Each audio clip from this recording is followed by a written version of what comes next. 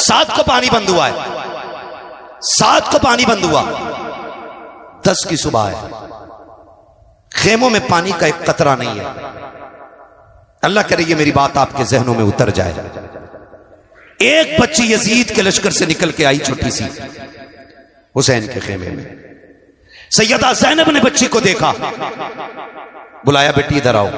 बच्ची करीब आई, कहा क्या बात है? कहा कौन हो तुम हमारे काफिले में तो नहीं हो ना? तो बच्ची ने कहा वो जो सामने वाला खेमा है ना, वो हमारा है। कहा तुम्हारे बाप कौन है? कहा मेरे बाप को हुर कहा जाता है। हुर वो हैं जिन्होंने हुसैन पे पानी बंद किया है, हुर वो हैं जिन्होंने हुसैन का रास्ता रोका है।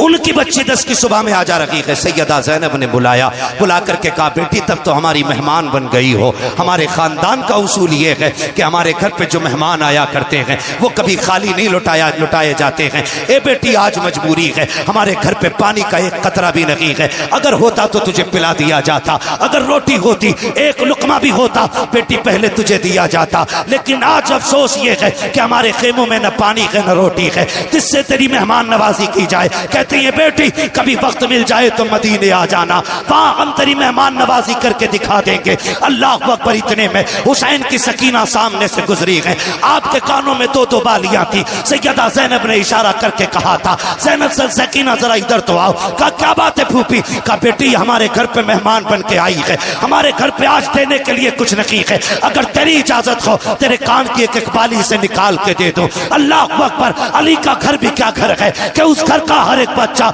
जिसे देखो वही शेरे खुदा मालूम होता है। हजरत सकीना ने कहा था फूफी जी निकाल लीजिए। कहा बेटी तेरे कान का जेवर है, क्या तू इजाजत देती है? तब सैयदा सकीना ने कहा था फूफी जान हमें जेवर से ज्यादा मदीने वाले मुस्तफा के घर से प्यार है। हमारा जेवर चला जाए हैरत नहीं है, अगर मेहमान दरवाजे से खाली चला गया दुनिया क्या कहेगी? तभी मैंने कहा था खुद तो खाते नहीं औरों को खिला देते हैं, ऐसे होते हैं मोहम्मद के घराने। नारे तकबीर, नारे रिसालत, जिक्रे इमाम हुसैन हजरत अल्लामा मुफ्ती हम्माद रजा साहब क़िबला। माशाअल्लाह, बहुत अच्छे, बहुत। अल्लाह अकबर। तवज्जो है। बेटी किसकी है? हुर की। हुर कौन है? जिन्होंने पानी बंद किया। आ गई सैयदा के घर, तो आपने खाली नहीं भेजा, आपने खाली नहीं भेजा है, बल्कि अपनी बच्ची की बालियां उतार के कानों में डाली। और बच्ची जब वापस गई ना तो हजरत हुर ने देखा बेटी के कान में तो कुछ नहीं था। अब ये बालियां किधर से आ गई? बच्ची से पूछा बेटी ये कहां से लाई हो? बच्ची कहने लगी बाबा मैं सामने वाले खेमे में गई थी। तो कहा फिर? कहा उन्होंने ये बालियां दी कह के हमारे घर से कोई खाली नहीं जाता है। तो वो कहते हैं शायद तुमने बताया नहीं होगा कि तुम बेटी किसकी हो। का पहला सवाल ही ये किया गया था कि बेटी किसकी हो, मैंने बता दिया था मैं हुर की बेटी हूं। जब इतनी बात सुनी का बेटी जानते हुए तेरे साथ ये किया? बच्ची कहती अब्बा जी अभी तूने जाना ही क्या है। का उसमें जिस खातून से मैं जाके मिली जिसे ज़ैनब कहते, जब उसने सीने से लगाया कहते अब्बा आज तक मुझे माँ के कलेजे से लग के वो ठंडक नहीं मिली है जो अली की बेटी के कलेजे से लग के सुकून मिल गया था। कहा कि उसके सीने से लग के इतना सुकून मिला। हजरत हुर घुटनों पे आ जाते हैं। बच्ची ने कहा था अब्बा जी एक बात बताऊं? कहा क्या? कहा अब्बा मैंने उस खेमे के चक्कर लगाए हैं, मैंने उस खेमे में सकीना को देखा है अब्बा, उसके होठ सूख गए थे, पानी उनके खेमे में नहीं है, रोटी उनके खेमे में नहीं है। बाबा क्या बात है, हम तो नहर के मालिक बन के बैठे हैं, बड़ी बड़ी दौलत है हमारे पास है, क्या उस घर के बच्चों को हम पानी नहीं दे सकते? उस घर के बच्चे प्यासे हैं। हजरत हुर की आंख में आंसू आए। कहा बेटी तूने क्या देखा? काबा जी में पालने के पास से गुजरी, चाहे माँ कास कर लेटा हुआ है, उसके बाजू में सकीना बैठी थी, वो झूला झुला के कहती थी हुसैन सब कहती थी असगर सब्र कर थोड़ी देर में पानी आ जाएगा, कुछ देर में पानी मिल जाएगा। काबा जी मैंने देखा है कि वो जो 6 माह का बच्चा था आज उसकी गर्दन एक तरफ हो गई है, आज प्यास की वजह से उसकी गर्दन लटक गई है, वो मुड़ के बहन को भी नहीं देख रहा है। अब्बा बात क्या है, हम उन्हें पानी क्यों नहीं दे सकते हैं? हजरत हुर की चीख निकल निकल जाती है। कहते बेटी एक बात तो बता दे, जरा सच बता, अगर मैं जाऊंगा तो माफी मिलेगी कि नहीं मिलेगी? अगर मैं गया मेरा गुनाह बख्शा जाएगा कि नहीं? हजरत गुर की बेटी ने कहा था, अब्बा जो मैंने देखा है वो तूने नहीं देखा है, वो इतने सखी हैं, इतने सखी हैं, अब्बा तुझे जाने में देर लगेगी, उन्हें माफ करने में देर नहीं लगेगी। अल्लाह अकबर। ये अली के घर की सखावत, ये उनके घर की शान है। फिर मेरा इमाम जब खुतबा देने आया ना, तो एक एक जुमला गुर के दिल के पार हो गया, क्योंकि बेटी का बयान ही गुर के दिल में जगह बना चुका था। अब हुसैन के जुमले अब उस पे मोहर का काम कर रहे थे। मेरे इमाम ने कहा, जिसे जन्नत चाहिए मेरे हाथ में हाथ देते। खुदा की कसम ये जुमले हुर के दिल में घर कर गए और दौड़ के आके कहने लगे, हुसैन माफी मिलेगी? मेरे इमाम ने फरमाया, नाम क्या है? कहा मेरी माँ ने मेरा नाम हुर रखा है। कहा इसका माना क्या है? कहा आजाद। फरमाया जा हुसैन तुझे जहन्नम से आजाद करता है, हुसैन तुझे जहन्नम से आजाद करता है। उतरे नहीं, घोड़े पे बैठे हुसैन। माफी तो मिल गई, अब कफारे का भी मौका दे। क्या करना? का तेरे नाम पे जान देनी है, इजाजत दे, मैं जाना चाहता हूं। मेरे इमाम ने कहा हुर जाओगे? कहा हाँ। फरमाया जाओ फिर, खुदा हाफिज। हुर जब मैदान करबला में आए, अमर इब्ने साद, भाई मैं अगर आफाक भाई के साथ रहता हूँ, तौफीक भाई के साथ रहता हूँ, तौसीफ साहब के साथ रहता हूँ, अल्लामा इस्माइल साहब के साथ रहता हूँ, मैं इन तमाम को अगर इनके साथ रहता हूँ तो मुझे मालूम होगा कौन कितने पानी में। भाई अपने साथ रहने वाले को सब जानते कौन कितने पानी में है ना, सब जानते हैं कि किसका वजूद कितना है। अमर इब्ने साद जानता था, एक मुद्दत हो गई थी हुर को उसके लश्कर में, उसे पता था हुर में ताकत कितनी है, कितने सिपाहियों का मुकाबला कर सकता है। हुर ने, अमर इब्ने साद ने हुर के मुकाबले के लिए उनसे 7 गुना ज्यादा सिपाही भेजे। कितने? आगे तो नहीं है ना अभी असद भाई को भी सुनना, कितने गुना? 7 गुना ज्यादा ताकतवर सिपाही भेजे।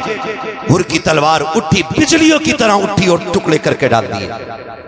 अमर इब्ने साद ने कहा हुर तुझे क्या लग गया भाई, कल तक तो ये ताकत नहीं थी और अब ये जुर्रत के अपने से 7 गुना ज्यादा ताकतवर लोग टुकड़े करके डाल दिए। मुस्कुरा के कहा कल तक यजीद के टुकड़ों पे पलता था, अब हुसैन की ठोकरों से उठ के आ रहा हूं। कहा तुमने जाना नहीं, कल तक मैं तेरे बाप के टुकड़ों पे, तेरे आका के टुकड़ों पे पलता रहा, अब उसकी ठोकर से उठ के आया हूं कि जिसके दर से जमाना खा रहा है। तभी तो मेरा इमाम कहता है कौन देता है देने को मुंह चाहिए, देने वाला है सच्चा हमारा। अल्लाह अकबर। अमर इब्ने साद ने कहा रुको भाई, बात समझ में आ गई, ये अली के लाल से मिल गए हैं, अब आसानी से नहीं मारा जाएगा। फिर ऐसा करो, दूर से हमला करो, तीर तलवार मारो, बर्छियां मारो, करीब मत जाना वरना टुकड़े करके डाल देगा, वरना टुकड़े करके डाल देगा।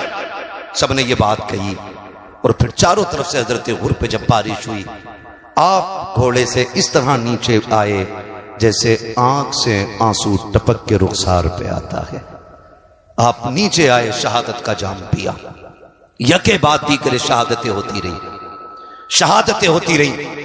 पहले जानिसारों ने शहादतें दी, फिर सहाबा ने शहादतें दी, फिर मौलाए कायनात के शहजादों ने शहादतें दी, फिर बारी आ गई हसन हुसैन की आल की।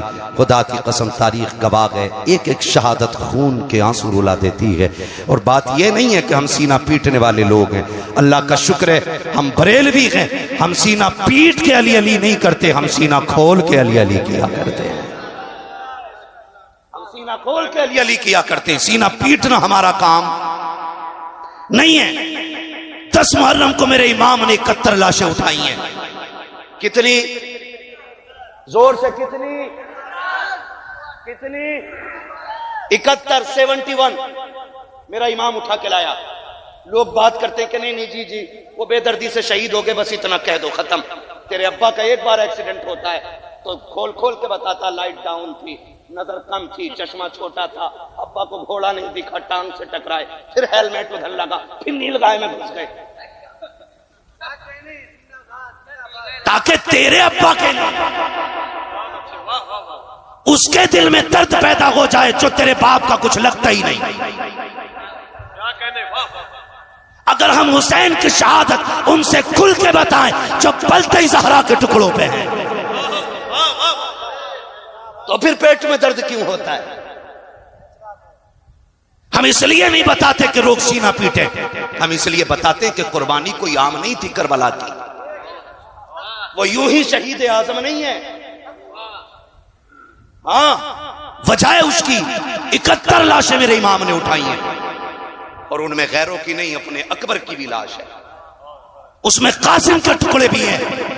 हम तो जानते हैं खुदा की कसम, रोड पे एक्सीडेंट होता है, लोग देखने वाले गुजर जाते हैं, सच्चाई दुनिया गुजरती है, क्या हुआ का हाथ फट गए हैं, कोई कहता भेजा निकला हुआ है, लोग अगर देख सकते हैं तो देख लेते हैं, नहीं देख पाते तो यूं करके निकल जाते हैं। लेकिन अजनबी लाशों पे बैठ के रोया कोई नहीं करता है। लेकिन अगर उन्हीं हादसे के मकाम पर माँ आ जाए या बहन आ जाए, भाई आ जाए या बाप आ जाए, फिर लोगों को पूछने की जरूरत नहीं पड़ती है इसका बाप कौन है। जो रोड पर अपने सर पे मिट्टी डाल रहा होता है, लोग समझ जाते हैं मरने वाले का बाप है। जिसके सर पे दुपट्टा ना हो, लोग जान लेते हैं ये मरने वाले की माँ है। जिस बहन ने होश खो दिए हो, लोग समझ जाते हैं ये मरने वाले की बहन है। हुसैन तेरे सब्र को सलाम है, तेरी जुर्रत को सलाम है। जिनका एक चला जाता है उनकी कमर टूट जाती है। तू अकबर को लाया मगर टूटा ना था, तू असगर को लाया मगर टूटा ना था, तू मोहम्मद को लाया मगर टूटा तो ना था। हद तो तब हो गई जब मेरा इमाम हजरत कासिम के टुकड़े उठाने के लिए गया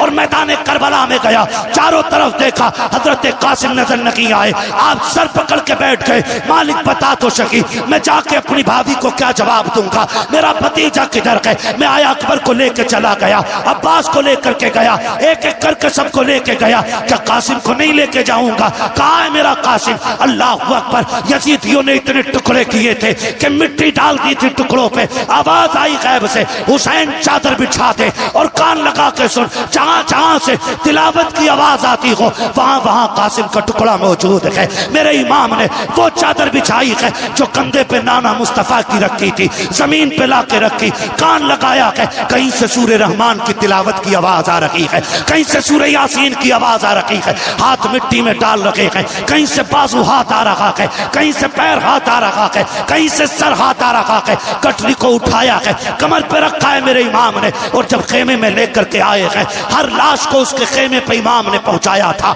लेकिन जब कासिम को लेकर के आए हैं, उनके खेमे में लेकर के नहीं गए, बल्कि उनकी लाश को लेकर के उम्मे फरवा को नहीं बताया, बल्कि अपने खेमे में ला के रखा। सैयदा सकीना आ जाती है, बाबा जी भैया कहाँ है? कहा बेटी जाओ जाकर के बड़ी अम्मी को खबर कर दो कि चचा ने बुलाया है, सैयदा ज़ैनब सैयदा सकीना गई है, बड़ी अम्मी जान आपको बाबा बुला रहे हैं। हजरत ज़ैनब आई है, बैठ जाती है। इमाम मेरे इमाम ने कहा था भाभी पूछोगी नहीं कासिम कहाँ है? अल्लाह अकबर, देखो तो सही अली के घर का सब्र देखिए। खुदा की कसम कटरी को देख के कहा था उम्मे फरवा ने कि यही तो मेरे कासिम की लाश है। कहा तुम्हें कैसे पता? कहा माँ को पूछने की जरूरत नहीं पड़ती, खुशबू बता देती है बेटे जहां हुआ करते हैं।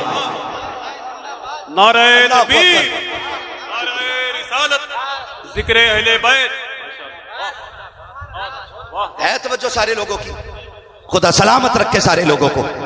जब गठरी खुली सबसे ऊपर सर रखा था, हजरते उम्मे फरवा ने ना बाल नहीं नोचे थे, गरेबान चाक नहीं किया था, बल्कि वो सर जो गठरी में सबसे ऊपर रखा हुआ था उसको चूमा और फिर सजदे में गिर के कहती मालिक तेरा शुक्र है तूने उम्मे फरवा की कुर्बानी कबूल फरमा ली है। ये जुर्रत ये शुजाअत उनके घर की है। 71 लाशें मेरे इमाम ने उठाई हैं। आज तो मुझे हैरत होती है यार, 10 मुहर्रम के नाम पे क्या क्या ना हुआ, कौन कौन से तमाशे और कौन कौन से मेले नहीं हुए, जिनको पर्दे का वकार देने के लिए नबी की बेटी ने मुख्तसर सी जिंदगी में मुकम्मल किताब दे दी। आज उन्हीं की बेटों की कुर्बानी के दिन में हमारी बेटियां बेपर्दा हो गई। मैं पूछना चाहता हूं एक एक नौजवान से, मुझे इससे मतलब नहीं है कि आप ताजिया किस तरह बना रहे, मगर मैं इतना कहूंगा आज हमारे ताजिए रोज़े हुसैन का नक्शा कम और मंदिर ज्यादा होते हैं। हाँ, उनमें टोटल मंदिर का नक्शा होता है, वरना जिस तरह जो नक्शा बनना था किसने बनाया बताओ? कितने लोग बना रहे हैं। और फिर हद हो गई यार, हद हो गई। जो साल भर बेटी घर से नहीं निकली वो ताजिए में धागे बांधने निकल गई, और हम इसे दीन कह रहे हैं। मुझे बताओ, अगर रोज़े हुसैन का नक्शा ही क्यों ना हो, बताओ रोज़े हुसैन का नक्शा ज्यादा है या हुसैन ज्यादा है? बोलो, बोलो तो सही, नक्शा ज्यादा है कि हुसैन? और जोर से, इतनी जोर से बोलो कि गाफिलों के कानों के पर्दे फट जाएं और उन्हें पता चल जाए कि दीन क्या है।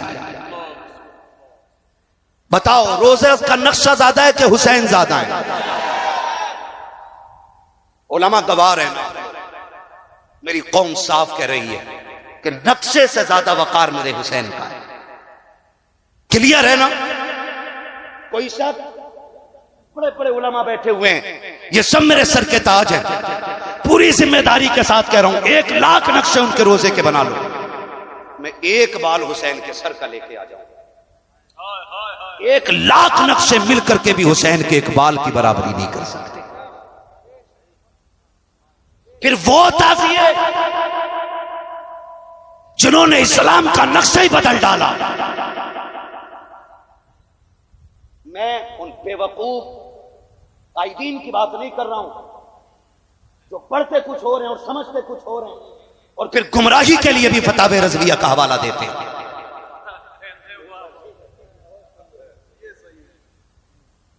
मैं नहीं चाहता इन चीजों में पढ़ना। हमारी कौम के पहले से बहुत टुकड़े हो चुके हैं, हम मजीद इन्हें टुकड़ों में ना बांटिए। अगर आपकी समझ में फतावे रज़विया नहीं आ रही है, अल्लामा इस्माइल के पास आइए, हमारे इन उलमा के पास आइए। इनके बाल सफेद हो गए कुरान पढ़ते पढ़ाते। इनसे वो चैप्टर खुलवाइए जिसकी रोशनी में तुम जवाज के फतवे दे रहे हो बैठ करके। हाँ, मेरा फोटो लगाया, उस पर चिड़िया बना दी, वो वाली जो 11,000 की लाइन पे लगी होती है। मैंने कहा सुन, ये चिड़िया हर उस जगह समझ लिया कर जहां मैं हुआ करूं, क्योंकि शुक्र है हमने ताजुश्शरिया की जूतियां उठाई हैं। तुम्हारे जैसे कुत्तों को चुटकियों में हम मिट्टी में मिलाना जानते हैं, लेकिन हमारे सामने उम्मत के और मसाइल बहुत हैं। हम उन्हीं मसाइल पे बात करना चाहते हैं। आपसे कहूंगा नौजवानों, किसी ऐसी गवार के धोखे में मत आना जो फतावे रज़विया का हवाला दे करके हमारी कौम के ईमान का सौदा करने लग जाए। मेरा उसूल है यार, मैं आईना को दिखाऊंगा दाग चेहरे के, जिसे खराब लगे सामने से हट जाए। हमें चापलूसी करनी नहीं आती है। हुसैन की महफिल है, उन्होंने जान दी है तो फिर जान की परवाह हम भी नहीं करेंगे। बस इतनी ही तो करोगे, धमकियां दोगे, गुंडे भेजोगे मारने के लिए, इससे ज्यादा तुम्हारी औकात कुछ भी नहीं है। और जिन गुंडों पे तुम कूदते हो ना, ऐसे गुंडे हमारी गलियों में प्लास्टिक बीनते हैं। औकात क्या है तुम्हारी और तुम्हारे गुंडों की? हम मौलाए कायनात के मानने वाले लोग हैं। और हैदर कर्रार से किसी ने कहा था, हुजूर एक सिपाहियों का दस्ता साथ रख लें। कहा क्योंकि दुश्मन बहुत है, हिफाजत रहेगी।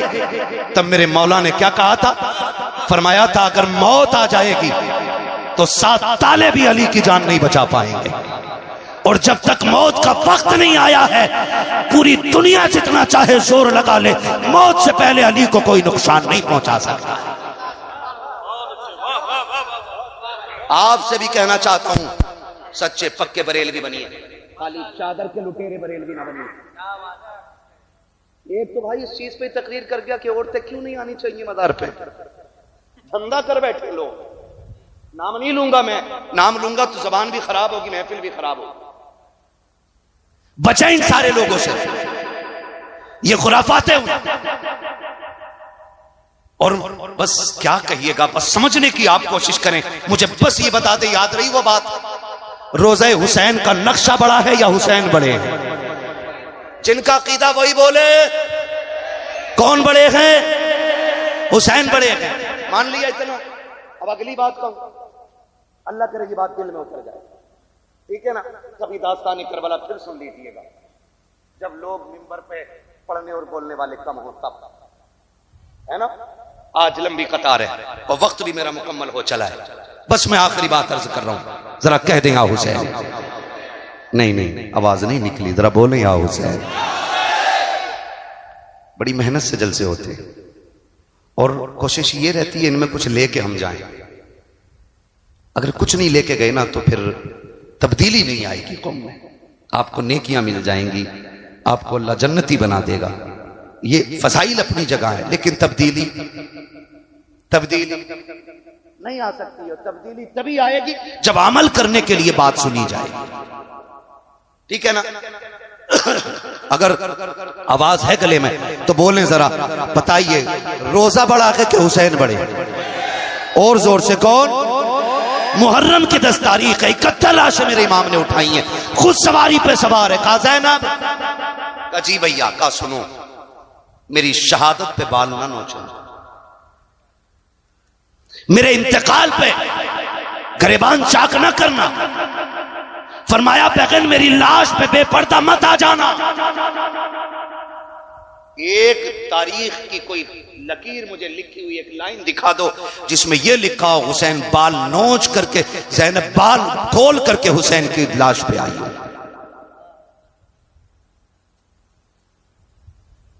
एक मोतबर किताब में लिखा हुआ दिखा दो। मैं राफजियों की बात नहीं करता हूं, उन्हें तो सीना पीटना ही है क्योंकि पिटाई उनका मुकद्दर है, और ये मेरे कहने की वजह से नहीं, अली की बेटी के कहने की वजह से है। क्या कहा था आका हुसैन? कहते अगर मैं शहीद हो जाऊं तो मेरी कब्र पर, मेरे जिस्म पर आपको बेपर्दा नहीं आना है। और आखिरी जुमले थे, ज़ैनब मुझे सजदा बचाना है, तुम्हें मां फातिमा का पर्दा बचाना है। मैं सजदा बचाने जा रहा हूं, तुम्हें पर्दा बचाना है। मेरा इमाम मक्तल में गया, तारीख गवाह है, इमाम शहीद हो गए हैं, लाशों पे घोड़े दौड़ गए हैं, लेकिन किसी ने सैयदा ज़ैनब को बेपर्दा नहीं देखा है। हाथ जोड़ के कहता हूं बहनों के भाइयों से, बेटियों के बापों से, क्या डूबने के लिए इतना ही कम है कि दिसंबर के अंदर 5 मुस्लिम बच्चियां गैर मुस्लिमों के साथ होटल में पकड़ी गई हैं? क्या ये मर जाने के लिए कम है? घोसी जैसे शहर के अंदर पर्दा बोलने वाली बेटी गैर मुस्लिम के साथ चली गई है, क्या यह डूबने के लिए काफी नहीं है? रामपुर जैसे शहर के अंदर एक मुस्लिम बच्ची ने सैकड़ों मुस्लिम बच्चियां गैर मुस्लिम बच्चों के हवाले की है, क्या मरने के लिए यह काफी नहीं है? क्या डूब मरने के लिए इतना नहीं है? हम किस दिन संभलेंगे? कभी डोरी के नाम पे बेटियां निकाली, कभी ताजिए के नाम पे बेटियों को बेपर्दा किया। कौन सा मुंह सैयदा ज़ैनब को दिखाओगे? तुम्हें खुदा का वास्ता, अगर ज़ैनब हुसैन जैसे भाई के जिस्म पे बेपर्दा नहीं आती तो बेटियों को इन ताजियों पे जाने की इजाजत किसने दी है? ताकि बांधने की इजाजत किसने दी है? सुनो, तुम्हें ज़ैनब का वास्ता है, तुम्हें फातिमा का वास्ता है, जाके बेटियों से कह देना, ए बेटी हुसैन वाली वो नहीं होती है जो ताजियों पे धागे बांधती है, हुसैन वाली वो होती है जो सरों पे दुपट्टे बांधा करती है। जवाब नहीं मुफ्ती साहब। इस किरदार को आम करो, आम करो। तुम्हारे यहाँ की औरतें मस्जिद में नमाज पढ़ती हैं? कहने एक टाइम की भी नहीं जाती। अरे जाती नहीं औरतें मस्जिद में, जुमा पढ़ने भी नहीं जाती। सही बताओ, जाती है जुमे में? अरे अच्छा, अलविदा जुमे को उसमें भी नहीं। फिर ईद तो जाती होंगी ना? बोले हाँ, डर क्यों रहे? जाती है ईद की नमाज पढ़ने? बोले जोर से। इधर वाले भी मेरे भाई बोल दे, बड़ी बड़ी दूर से एक भाई आया है। खुदा आपकी मोहब्बतों को कबूल फरमाए और ज़हरा के लालों का सदका अता करे। मुझे पता बड़ी बड़ी दूर से नौजवान आए हैं और इनको मैंने नहीं बुलाया है, जिनकी महफिल है उन्होंने बैठा रखा है। मेरी औकात क्या है मैं किसी को बुला सकूं? ये तेरा कर्म है आका के बुला लिया है अपना। कहां मुझसे ये कमीना, कहां सिलसिला तुम्हारा? जाती है नमाज पढ़ने मस्जिद में? अरे बोलो भाई, नहीं बोलोगे ऐसे ही बोलता रहूंगा भाई, फिर असद भाई फजर बाद पड़ेगा। क्या राय है? तवज्जो है सारे लोगों की? जाती है जुमा पढ़ने, ईद पढ़ने? क्यों? क्यों नहीं जाती? क्यों नहीं जाती है भाई? क्योंकि इस्लाम ने इजाजत ही नहीं दी। क्यों इजाजत नहीं दी? ताकि इनकी इज्जतें महफूज रह सके। जबकि मस्जिद में कोई नापाक नहीं आता मुफ्ती साहब, सारे ही पाक आते, सारे ही अल्लाह की इबादत करने के लिए आते। लेकिन शरीयत ने बेटे की इज्जत का इतना लिहाज किया, सिर्फ जोहर असर नहीं है, मगरिब भी है, और अंधेरी वाली इशा भी है, फिर उठने के बाद की फजर भी, कई इतनी नमाज अंधेरे की भी है।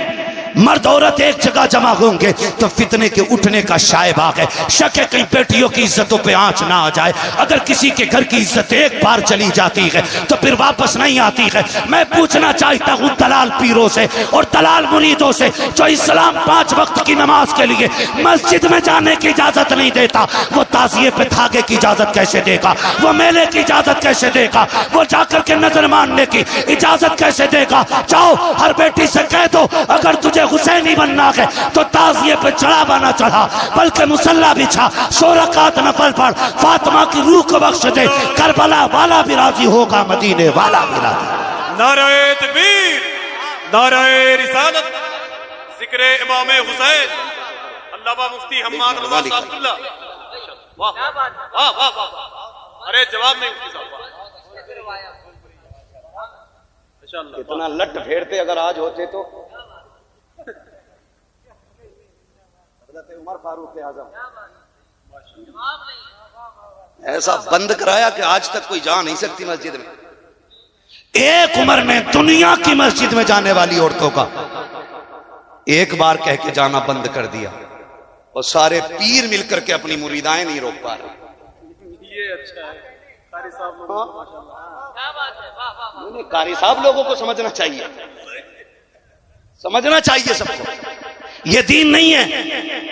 अहद करो नौजवानों, हम वो करेंगे जो अली की बेटी ने करबला में करके दिखाया है। वादा करते हैं इंशाअल्लाह। जाके बेटियों को बता दो, हुसैन तेरी न्याज पे ऐसी न्याज से राजी नहीं होंगे जो मेले में जाके की जाएगी, जो ताजिए के आगे खड़े होके की जाएगी चौक में जाकर के। सुन, हुसैन को राजी करना है तो फिर तिलावत की आदि हो जा। पूछना चाहता हूँ एक एक बेटी से, जाओ बताओ तो सही पर्दा किसे कहते हैं? मैंने बड़े बड़े पर्दों वाली बेटियां देखी हैं, बड़े मैंने उसूल के घराने देखे हैं। अगर एक बेटे का इंतकाल हो जाता है तो माँ के दुपट्टे का पता नहीं होता है, बहन के कपड़ों का ख्याल नहीं होता है, मगर ज़ैनब तेरे हौसले को सलाम है, शरीयत की पाबंदी को सलाम है। तूने खातूने जन्नत की बेटी होने का हक अदा किया है। ओनो मोहम्मद के लाश पर घोड़े दौड़ते रहे लेकिन पर्दा नहीं छूटा है। सगे भाई की लाश पर घोड़े दौड़ गए लेकिन पर्दा नहीं छूटा। खानदान की लाशों को घोड़ों तले रौंद दिया गया लेकिन पर्दा नहीं छूटा। और अगली बात करने लगा हूँ, जब खेमों को लूटा जा रहा था तब अली की बेटी मगरिब की नमाज पढ़ रही थी। जब खेमे जलाए जा रहे थे तब ईशा की नमाज पढ़ रही थी। कोई अली की बेटी ने बता दिया, हम दुनिया के लिए नहीं, हम तो खुदा के लिए दुनिया में तशरीफ लाए। यही हर घर का निजाम होना चाहिए, वरना फिर कोई मतलब नहीं रह जाता। अगर तेरी बेटी मेकअप करके ताजिए के आगे खड़ी है तो कोई मतलब नहीं है तेरे सबील का, कोई मतलब नहीं है तेरे इंतजाम का। बड़ी कुर्बानियां लगी हैं तब दीन यहां तक पहुंचा है, बड़ी कुर्बानियां लगी हैं। पर्दा देखो, खुदा की कसम, अगर मैं पर्दे की बात करूं ना, एक रिवायत मैंने पढ़ी है लेकिन मैं इसको इसलिए कम बयान करता हूं कि पता नहीं ये मोतबर है कि गैर मोतबर है। क्योंकि अमर इब्ने साद से यजीद ने कहा था, इब्ने ज़ाद ने कहा था अमर इब्ने साद से कि यार चलो सर तो काट लिए, फतह भी कर ली और जीत भी गए हम, लेकिन एक बात बताओगे? कहा क्या? का तुमने इतने छोटे छोटे सर काटे, क्या तुम में से किसी को भी पूरी जंग में एक बार भी रोना नहीं आया? ये इब्ने ज़ाद ने अमर इब्ने साद से कहा। तवज्जो है सारे लोगों को? इब्ने ज़ाद ने कहा कि तुम जो सर काट लाए हो, अच्छी बात है, जंग हो गई, हम जीत गए। उस कुत्ते के लफ्ज ये थे कि अल्लाह ने अमीरुल मोमिनीन को फतह अता फरमाई और बागियों को अल्लाह ने शिकस्त फाश दी। मगर ये तो बताओ, क्या तुम्हें पूरी जंग में किसी पे तरस नहीं आया? यामर इब्ने साद जैसा कुत्ता कह रहा है, इब्ने जाद जैसा। अब अमर इब्ने साद का जवाब सुनो। उसने कहा एक बार तो मुझे भी रोना आ गया था। कहा कब? तवज्जो है भाई, मैं इन लोगों के हुक्म पे आके चल रहा हूं, वरना मेरा वक्त मुकम्मल हो गया। ठीक है ना? क्या कहा कि एक बार तो मुझे भी रोना आया। कहा कब? का जब हुसैन घोड़े से नीचे आए और आपका घोड़ा वापस खेमे में पलटा, जीन खाली थी। हुसैन जब नीचे आए किसी में जुर्रत नहीं थी, कोई अली के बेटे के पास चला जाता। उसने कहा मैंने 42 फौजियों को भेजा था, सर काट के लाओ। कहा जब अली के बेटे ने यूं सर घुमाया तो सारे तलवार छोड़ के आ गए थे। कहता उसी बीच में जब घोड़ा पलटा और घोड़े की जीन हुसैन की सकीना ने खाली देखी, कहा उसने खेमे से निकल के मक्तल की तरफ देखा। हुसैन कायदे में बैठे थे करबला के मैदान में। कहा तब हुसैन की सकीना दौड़ के आई। कहता पैदा करने वाले की कसम, पर्दा बहुत अहम था हुसैन के घर का कि वो 7 साल की सकीना भी इस तरह आ रही थी कि मैंने उसके चेहरे की एक झलक भी नहीं देखी थी। ये वो कह रहा है अमर इब्ने साद, ये कह रहा है मैंने एक झलक उसके चेहरे की नहीं देखी। का 7 साल की बेटी का पर्दा ऐसा था। का सुन रोना कब आया? का जब बेटी आई हुसैन की गोद में बैठी और बाप के चेहरे का लहू साफ करने लगी। मेरे इमाम बेटी से प्यार कर रहे, बेटी बाप से प्यार कर रही है। का मैं सामने खड़ा था तो हुसैन ने एक दहाड़ मारी और एक मर्दाना आवाज में कहा था कुत्तो अपनी नजरें फेर लो, मैं अपनी पर्दे वाली बेटी से मुलाकात कर रहा। कुन या मुईनुद्दीन चिश्ती कादरियम नारे या गौसे आज़म मीज़नम दमज़ शेख अहमद रज़ा खां कुतुब आलम मीज़नम बलगल उला बिकमालिही कशफत दुजा बिजमालिही हसनत जमीउ खिसालिही सल्लु अलैहि व आलिही। करूँ तेरे नाम पे जां फिदा, न बस एक जां दो जहां फिदा, दो जहां से भी नहीं जी भरा, करूँ क्या करोड़ों जहां नहीं। जिसको अपने नबी से जितनी मोहब्बत का एहसास हो, कोशिश करें सारे लोग उतनी ही आवाज़ के साथ रसूल और आले रसूल की बारगाह में दुरूद व सलाम की डालियाँ निछावर कर लें। पढ़ें बावाज़े बुलंद अल्लाहुम्मा सल्ली अला सय्यदिना व शफीइना व नबीना व मौलाना मुहम्मदिन मअदनिल जूदि वल करमी व आलिही व अस्हाबिही व बारिक व सल्लिम सलातन व सलामन अलैका या रसूल अल्लाह सल्लल्लाहु तआला अलैहि वसल्लम। मैं सबसे पहले मुबारकबाद पेश करता हूँ सोनू भाई और उनके तमाम रुफ़क़ा, अहबाब, दोस्त और वो तमाम बरादरान जिन्होंने बेपनाह कोशिशें और मेहनतें करके इस महफिल को सजाकर हमें और आपको अल्लाह और उसके रसूल के जिक्र करने का मौका फराहम किया। मौला करीम इन तमाम अहबाब को दिन दूनी रात चौगुनी तरक्कियाँ अता फरमाए और जितने भी आशिक़ाने मुस्तफ़ा इस महफिल में तशरीफ़ फरमा हैं, अल्लाह करीम सबकी हाज़री के सदक़े में हमारी भी हाज़री अपनी बारगाह में कबूल फरमाए। मुअज़्ज़ज़ हाज़रीन इकराम, अभी आपने बड़े खूबसूरत लबो लहजे में शुअरा से नातो मनक़बत के अशआर मुलाहिज़ा फरमाए। उनके बाद एक बहुत कम वक्त में आपने बड़ी खूबसूरत गुफ्तगू भी मुलाहिज़ा फरमाई। मेरे बाद भी इंशाअल्लाह आपको खूबसूरत कलाम भाई असद इकबाल कलकत्तवी साहिब क़िबला से सुनना है।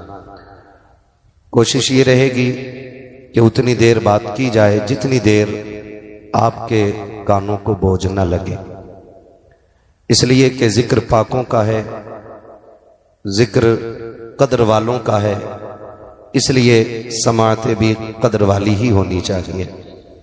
मैं नहीं चाहता कि उनके जिक्र को इस तरह सुना जाए कि जैसे कुछ सुना ही नहीं, क्योंकि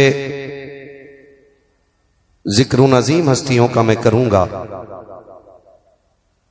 कि जिनका तारुफ बरेली के इमाम ने इस तरह कराया कि सुबह तैबा में हुई बट्टा है बाड़ा नूर का, सदका लेने नूर का आया है तारा नूर का, मैं गदा तू बादशाह भर दे प्याला नूर का, नूर की सरकार नूर दिन दूना तेरा दे डाल सदका नूर का, तेरी नस्ल पाक में है बच्चा बच्चा नूर का, तू है ऐने नूर तेरा सब घराना नूर का, तू है ऐने नूर तेरा सब घराना नूर का।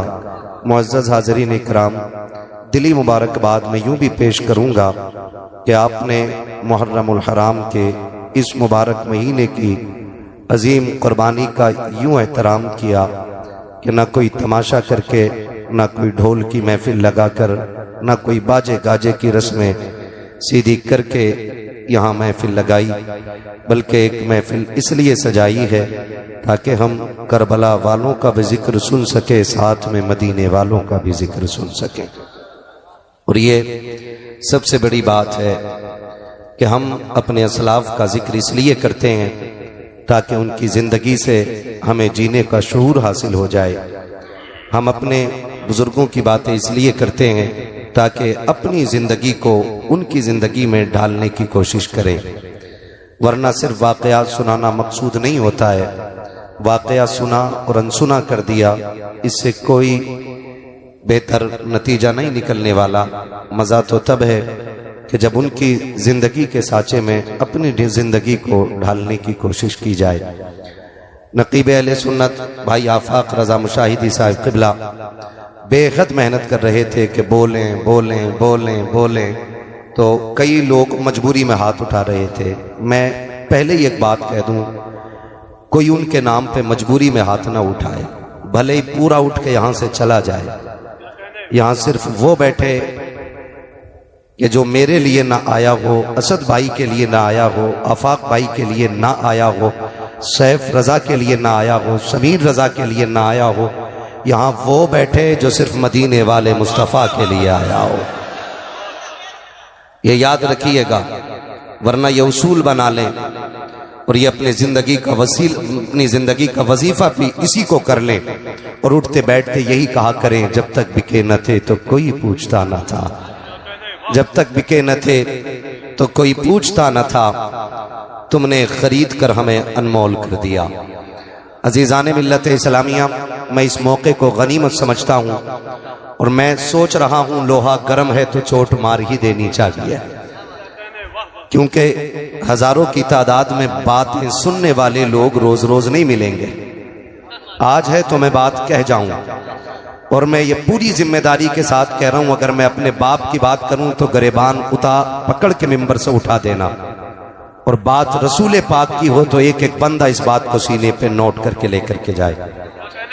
मैं बड़ी शर्मिंदगी के साथ ये कह रहा हूं कि हम उस कौम को परवान चढ़ा रहे हैं जिसमें से 30% हमारी कौम को अभी जलसों में बैठने का अदब नहीं आया है। बुरा ना मानिएगा, ये मत सोचिए हम ही आए और हम ही को डांट पड़ गई। हमारी कौम के 30% नौजवानों को अभी जलसों में बैठने की भी तमीज नहीं। अगर गलत कह रहा हूं अंदाजा लगा लें, मेरे 30% मैंने कहा, लगभग 35% से ज्यादा लोगों के सरों पे टोपियां नहीं है। ये एक बहुत बड़ा अलमिया है, इसे हल्के में मत लेना। हम 70 सालों में अभी तक अपनी कौम को टोपियों का शौक नहीं दिला पाए, और हमें एक बीमारी लग गई है कि दुनिया हमें सबसे ऊंचा मान ले, हमारे परचम लहराएं। मैं तो खुद से भी कभी कभी मुखातब हो के कहता हूं, कभी इतराने की जरूरत नहीं है।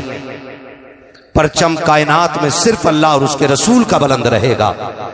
बाकी कायनात की हकीकत यह है कि हुए नामवर बे निशां कैसे कैसे, जमी खा गई आसमां कैसे कैसे। मेरी कौम के नौजवानों, आप इमाम अली मकाम की महफिल में आके बैठे हैं, याद रखिएगा आज के बाद किसी भी जलसे में जाओ ना तो नंगे सर न जाना, इसलिए कि दुनिया की महफिल में बैठने का मतलब और होता है और हुसैन की महफिल में बैठने का मतलब और होता है। ये ख्याल रखिएगा कि जब उनकी महफिल में जाया करो तो टोपियां लगा लिया करो, ताकि ये पता चले कि ये कौम हुसैन की महफिल में बैठने के लिए जा रही है। मैं अक्सर ये देखता हूं जलसों में कि जिस बस्ती में जलसे होते हैं उस बस्ती के नौजवान गांव के बाहर घूमते होते हैं और बाहर के लोग आकर के उस बस्ती के जलसे को आबाद करते होते हैं। तो मैं कभी कभी सोचता हूं इन्हें क्या हो गया, फिर कभी खुद ये सवाल का जवाब मुझे मिलता है और मेरे जहन की यूं समझे कि इस तरह से मेरी जहनसाजी की जाती है, गोया कोई पीछे से थपकी दे के कहता है कि महबूब की महफिल को महबूब सजाते हैं। ये जो गलियों में टहल लगे हैं इन पे एतराज न कर, ये जो आज भी शहर के बाहर निकल आए हैं इन पे एतराज न कर।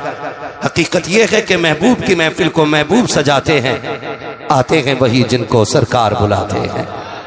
अगर कोई इतनी अजीम महफिल में नहीं आके बैठा ना, मुझे कोई एतराज नहीं है, मुझे कोई शिकायत नहीं है। उस बंदे को सोचना चाहिए कौन सी गलती कर बैठा हूं जो आज भी अली के बेटों ने अपनी महफिल में बैठने की जगह नहीं दी है।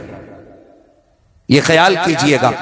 अगली बात जो मैं कहने लगा हूं, अल्लाह करे ये हजम हो जाए, बड़ी कड़वी बात है, अरबाब मिंबर की दुआएं चाहूंगा, हिम्मत कर रहा हूं। 1 मुहर्रम से लेकर 10 मुहर्रम तक हम लोगों ने सफर किए हैं, कई राहों में गुजरे हैं, और 10 मुहर्रम में जो नतीजा सामने आया वो बयान से बाहर है। कई जगह पे रोड जाम कर दिए गए क्योंकि लोगों ने बड़े बड़े ढोल गलों में लटका रखे थे, पैरों में जूतियां नहीं, सर पे टोपियां नहीं, मुंह पर वुजू के नाम से एक कतरा पानी का नहीं गया होगा, और ढोल बजा करके सबसे बड़ा हुसैनी का दावा, हुसैनी होने का दावा कर रहे थे। सिर्फ एक सवाल करना चाहता हूं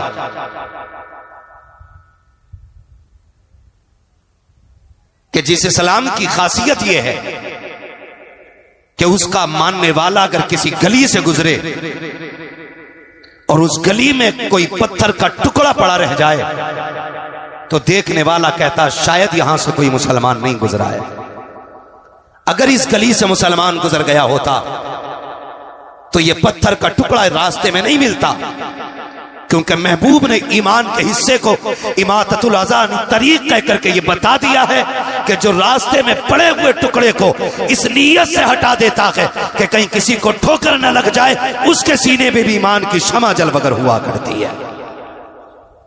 मैं सिर्फ एक बात पूछना चाहता हूं, अगर राह की पड़ी हुई चीज को हटा देना ईमान का हिस्सा है तो ताज़िये के नाम पे, ढोल के नाम पे राहों को इसलिए रोक देना ताकि लोग हमारी तादाद को देख के मुस्कुराने लग जाएं, हमारी कसरत को देख के मुस्कुराने लग जाएं, लोगों को हैरत हो हमारे सरों की तादाद देखकर। मैं पूछना चाहता हूं, ये कौन सा इस्लाम हम दुनिया को दिखाना चाहते हैं, कौन सा दीन दिखाना चाहते हैं? हम जानते हैं गाड़ियां फंसी रहती हैं, उनमें औरतें भी होती हैं, बच्चे भी होते हैं, भूखे भी होते हैं, प्यासे भी होते हैं। अगर तेरे ताज़िये की वजह से कोई बच्चा गाड़ी के अंदर प्यासा रोने लग गया तो बता क्या फर्क रह जाएगा तेरे सितम में और यजीद के सितम में? अगर तेरी वजह से कोई गाड़ी में भूखा रह गया तो क्या फर्क रहेगा तेरे किरदार में और यजीद के किरदार में? तुम्हें खुदा का वास्ता लेके निकलो जुलूस, तुम्हारी मर्जी है, लेकिन राह फेर के नहीं, राह छोड़ के निकलो ताकि दुनिया को पता चल जाए। राहों को रोक लेना ये यजीदियों का काम है, राहें खोल देना ये हुसैनियों का काम है।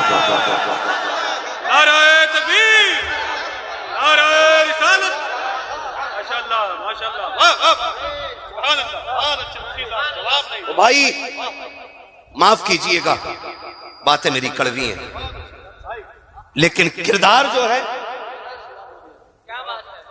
जो है ना हमारी निस्बतों का पता देता है, निस्बतों का पता देता है। आज पूरी कौम लग गई है, माफ कीजिएगा, जिसको आला हजरत सरकार ने हराम कह दिया, हर बरेलवी पे लाजिम है कि वो हराम माने। मुत्तफिक है इस बात से? कितने लोग बरेलवी हैं, जरा हाथ उठा के बता दें। सारे ही बरेलवी हैं, ठीक है ना? तो बस अब हाथ नीचे कर लें, अपने उलमा की आप बातें माने। अगर ये कहते हैं कि रुक जाइए तो रुक जाइए, अल्लामा तौफीक साहब अल्लाह सलामत रखे, बड़ा काम इनके उलमा की जमात मिलकर के कर रही है, बड़ा काम कर रही है। अल्लाह इस जमात को सलामत रखे और हमारी पूरी जमात को इसी तरह दीन की तबलीग करने की अल्लाह तौफीक अता फरमाए। हाँ, हम वो काम करें जिससे ये लगे कि हुसैन के मानने वाले अच्छे अखलाक वाले होते हैं। करेंगे इंशाअल्लाह। वही काम कीजिएगा कि जिससे कोई ये ना कहे हुसैनी ऐसे होते, हुसैनी ऐसे होते। डॉक्टर इकबाल ने कहा था, यूं तो सैयद भी हो, मिर्जा भी हो, अफगान भी हो, तुम सभी कुछ हो, बताओ कि मुसलमान भी हो। हम अपने रवैयों को देखें, हम अपने किरदार को देखें और अपने हालात को देखें। याद रखिएगा, सिर्फ 10 दिन हुसैन के नहीं है, 365 दिन हुसैन के। बोलें सुभान अल्लाह। इतना आहिस्ता ना बोलें कि मौलवी को नींद आ जाए, और इतना जोर से भी ना बोलिए कि पुलिस पकड़ के ना ले जाए, है ना। मैं जहां तक जानता हूं असद भाई, अभी तक मैंने किसी जलसे में नहीं देखा कोई जोर से सुभान अल्लाह कहने की वजह से मर गया हो, है ना। मरता भी नहीं है कोई। अगर डर ना हो मौत का तो फिर बोलें या हुसैन। क्या बात है नौजवानों, आज इतना गला खोल के हुसैन का नाम लें कि आवाज बैठ जाए, ताकि कल सुबह उठें तो चाय इशारे से मांगे। अम्मी कहे हो क्या गया, कहना अम्मा जो पैसे वाले थे वो उनके नाम पे पैसे लुटा रहे थे, मेरे पास कुछ नहीं था, मैं जहरा के लालों पे आवाज लुटा के आ गया हूं। कम से कम इतनी तो कुर्बानी दे के जाइएगा।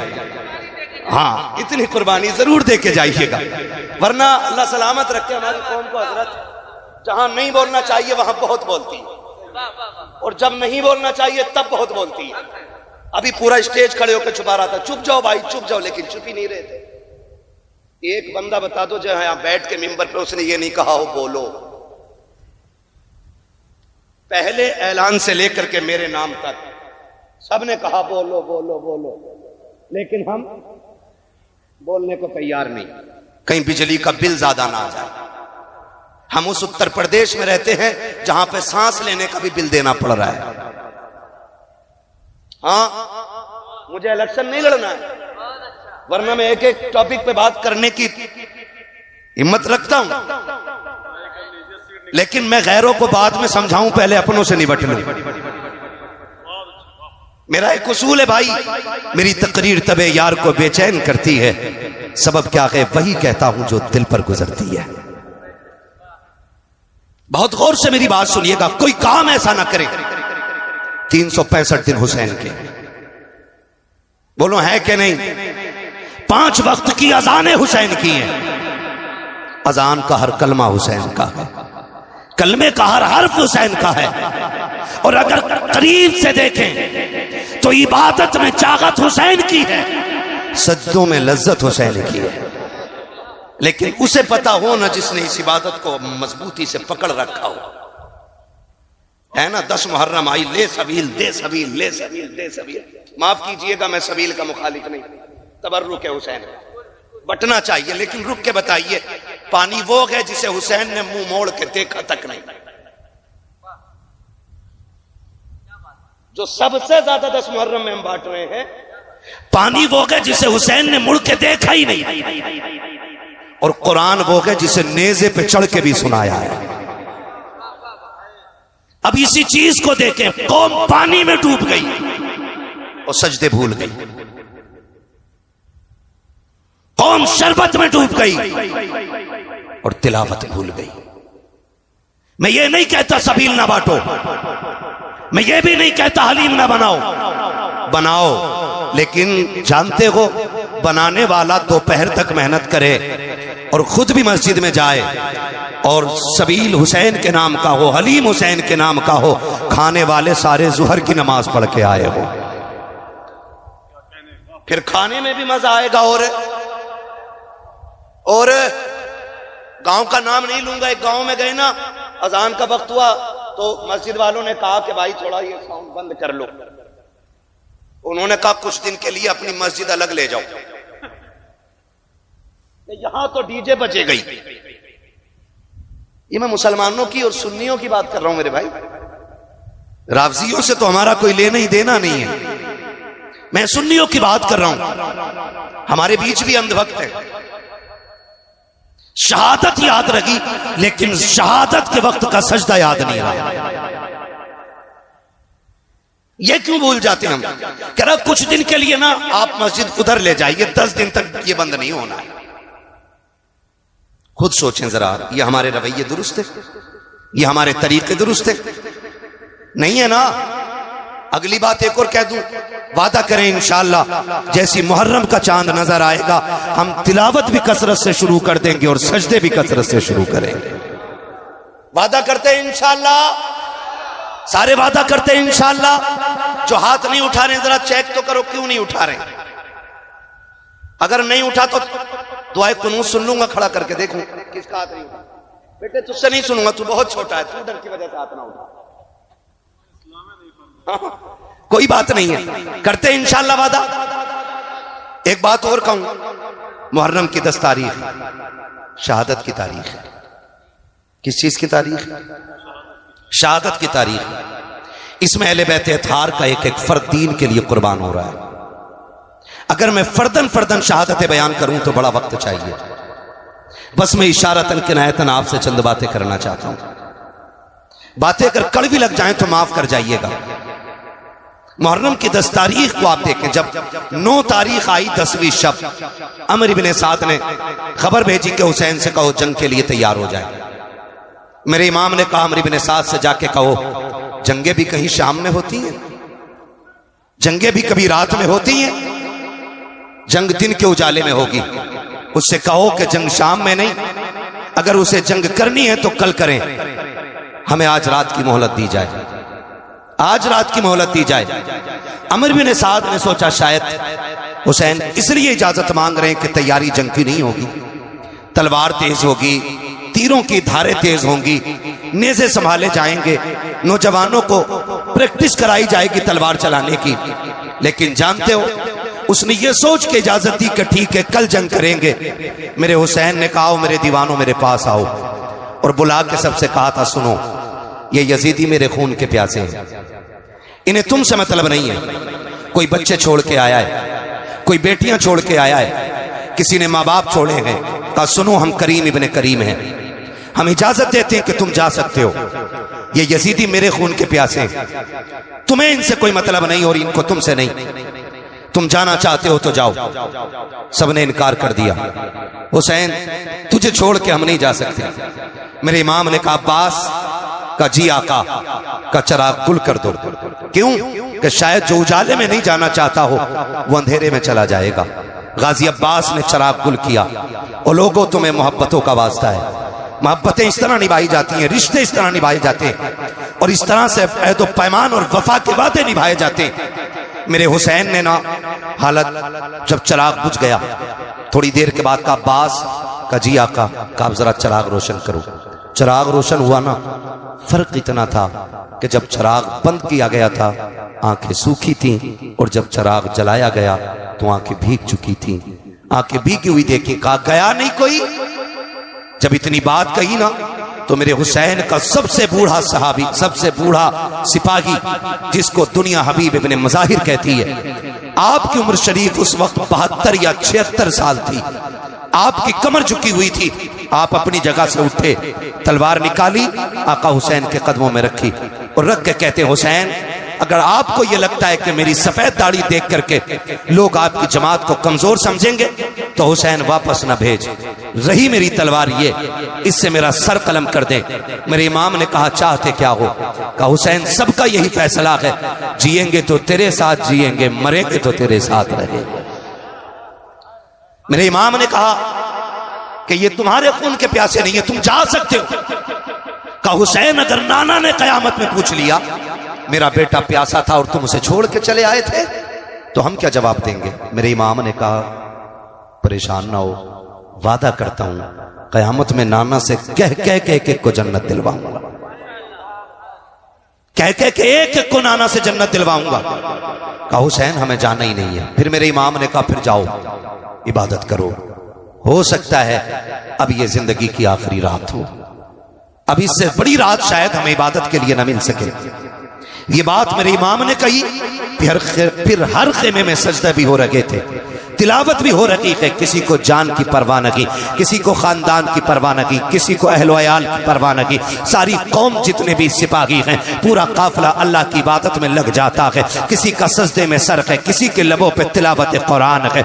अल्लाह अकबर, फजर का वक्त करीब आया है। मेरे इमाम ने हजरत अली अकबर को बुलाया था। का अकबर कहा जी बाबा कि जब मौलाए कायनात थे तो इमाम हसन अजान पढ़ते थे, नमाज अली पढ़ाया करते थे। जब बाबा का विसाल हो गया फिर अजान मैंने पढ़ी है, नमाज भाई हसन ने पढ़ाई है। आज हसन नहीं है, नमाज मैं पढ़ाऊंगा, अजान अकबर आपको पढ़नी है। अकबर जाओ अजान पढ़ो और आते आते मैदान करबला का मंजर भी देखते आना, पूरे मैदान का जायजा भी ले लेना। हजरत अली अकबर गए हैं, आपने जाकर के अजान पढ़ी है, अजान पढ़ के फारिग हुए हैं। आप जब मैदान करबला को देखने के लिए निकले हैं और आपको हिचकियों की आवाज आई है, आपने उधर रुख किया है जिधर से रोने की आवाज आ रही थी। आपने जाकर के क्या देखा, कोई खातून है जिन्होंने अपनी चादर का आधा हिस्सा पकड़ रखा है, करबला की जमीन को साफ करती जा रही है।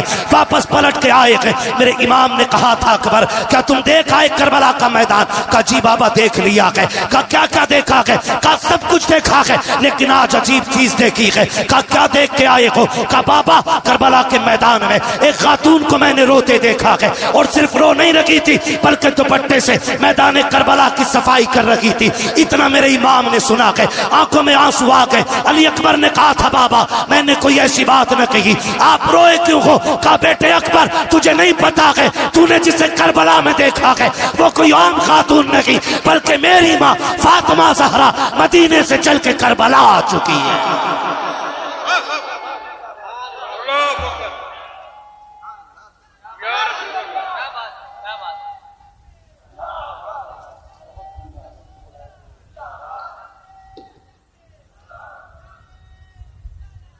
अरे जवाब नहीं, जवाब दीजिए माशाअल्लाह। मुझे हैरत होती है, लोग खातून जन्नत की बात करते हैं, वो कैसे आ सकती हैं? वो कैसे आ सकती हैं? मैंने कहा जरा दिल पे हाथ रख के बता, तू 7 समंदर पार हो और तेरी मां हिंदुस्तान में हो, रात के 3 बजे तुम्हारे पेट में दर्द उठे, फजर होने से पहले मां का फोन पहुंच जाता है, बेटे खैरियत है?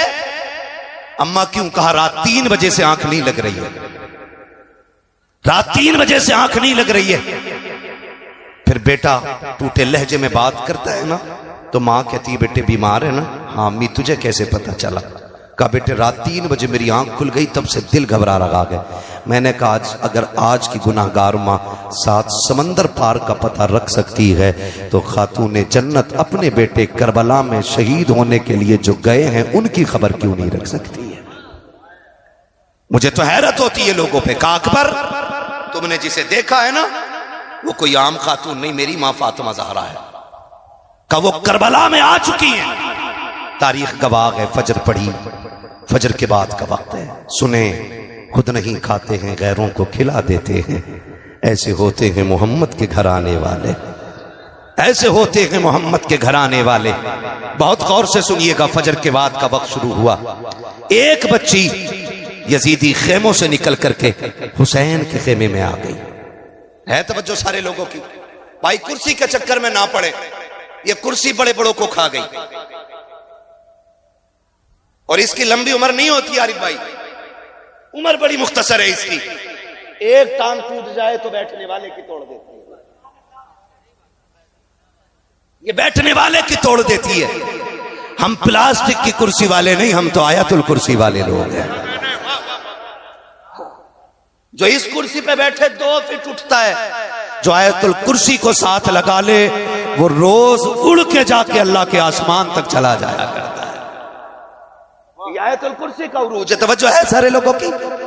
जिसको जहां जगह मिल गई है बैठ जाइए भाई। मैं देख रहा हूं एक कुर्सी पे 3 बैठे हुए हैं, कुर्सी पे भी सितम है। कुर्सी ने संभाल रखा है तो ज्यादा हिलिएगा नहीं, वो टूट सकती है। तवज्जो है सारे लोगों की? कौन सा वक्त शुरू हुआ?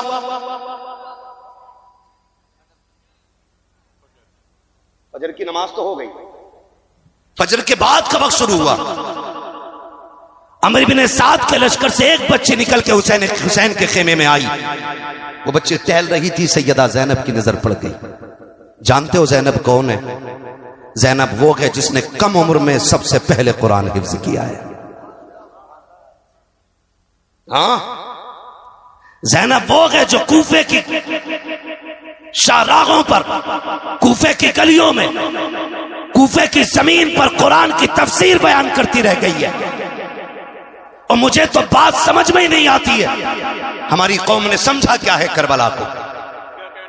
हुसैन जवान होकर के सीधे करबला नहीं गए। हुसैन वो गए जिसने 25 साल रियाजुल जन्ना में बैठ करके लोगों को हुजूर की हदीसें पढ़ाई है। 25 साल तक मेरा इमाम रियाजुल जन्ना में बैठ करके हुजूर की हदीसें पढ़ाता रहा है। और आज मेरी कौम का हाल यह है कि अपना बाप मरने लगता है, बेटे को सूरे फातिहा पढ़ने की तौफीक नहीं होती है, बाप की सांसें अटकने लगती है, तब कुरान वाला तलाश करने जाया करते हैं। कहने को पक्के हुसैनी है लेकिन सही से सूरे इखलास भी याद नहीं है। हाथ जोड़ के तुम्हें खुदा का वास्ता दे के कहता हूं, ओ लोगो, खुदा के वास्ते आने वाले मुहर्रम से पहले भले डेग बने या ना बने, सबील के लिए पानी का इंतजाम हो या ना हो, हर नौजवान जिसे कुरान ना आता हो इतना कुरान जरूर सीख ले ताकि 1000 मरतबा सूरे फातिहा पढ़ के 10 मुहर्रम को मुसल्ला बिछा के हुसैन से कहे, आका आपने नेज़े पे कुरान पढ़ के सुनाया है, मैं मुसल्ले पे बैठ के सूरे फातिहा सुनाने आ गया।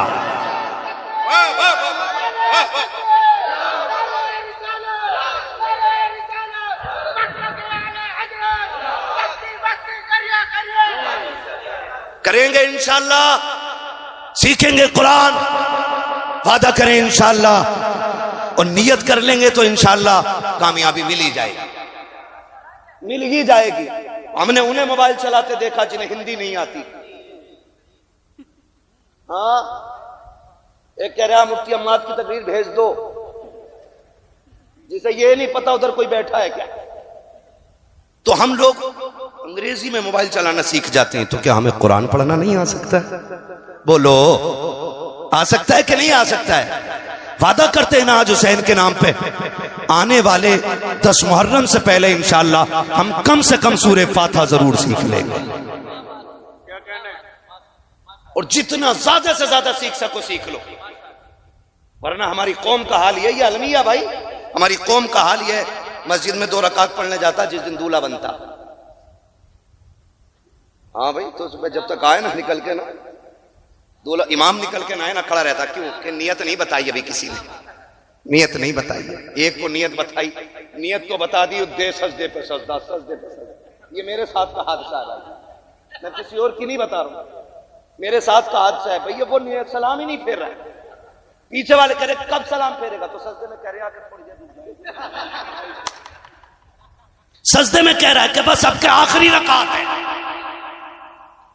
ये हमारे दूल्हाओं की कंडीशन है। फिर गाड़ी घर से निकली है, 4 कदम चली थी कि हादसे का शिकार हो गई। माँ ने सर पे खाक डाली, बाप तड़प जाता है, हाय बेटे के हाथ की मेहंदी नहीं छूटी थी, अभी सेरे के फूल नहीं टूटे थे, बेटे की जिंदगी का कारवां उजड़ गया है। खुदा की कसम खा के कहता हूँ, इतना कुरान सीख लो कि घर से दूल्हा बन के भी निकलो, अपने ऊपर आयतुल कुर्सी पढ़ के दम कर लो। अल्लाह की इज्जत की कसम, अगर वो राजी हो गया, जब तक लौट करके ना आओगे मौत भी तुम्हारे करीब नहीं आ सकती है।